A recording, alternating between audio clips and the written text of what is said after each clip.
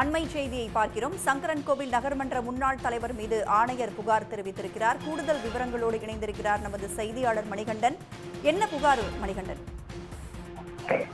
தென்காசி மாவட்டம் சங்கரன்கோவில் நகர்மன்ற தலைவியாக இருந்து வந்த உமா மகேஸ்வரி சரவணன் மீது அங்குள்ள 30க்கும் மேற்பட்டவர்கள் 28 பேர் நகர்மன்ற உறுப்பினர்கள் நம்பிக்கை இல்லா தீர்மானம் கொண்டு வர வேண்டும் என ஆணையாளரிடம் ஏற்கனவே மனு அளித்திருந்தனர்.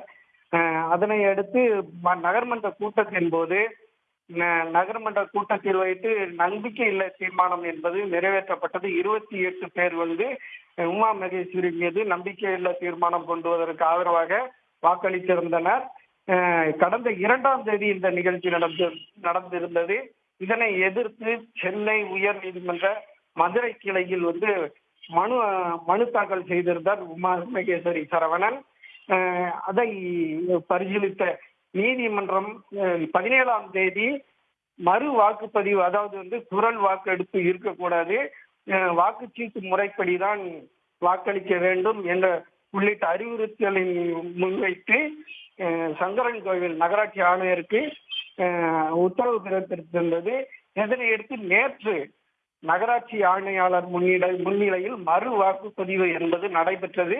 இந்த வாக்குப்பதிவின் போது காலதாமதமாக வாக்குப்பதிவு நடைபெற்றதாக உமா மகேஸ்வரி சரவணன் எழுந்து நின்று கூச்சலிட்டு தாமதமாக நடந்ததற்கு எதிர்ப்பு தெரிவித்து வெளிநடப்பு செய்தார்.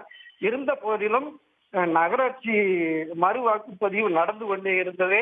28 பேர் நேற்று நகராட்சி தலைவர் மீது நம்பிக்கை இல்லா தீர்மானத்திற்கு ஆதரவாக வாக்களித்தனர்.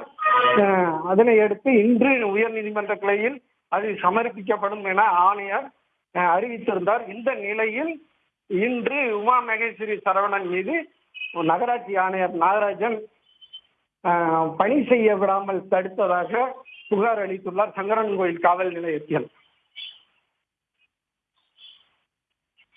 விவரங்களை பகிர்ந்து கொண்டமைக்கு நன்றி மணிகண்டன்.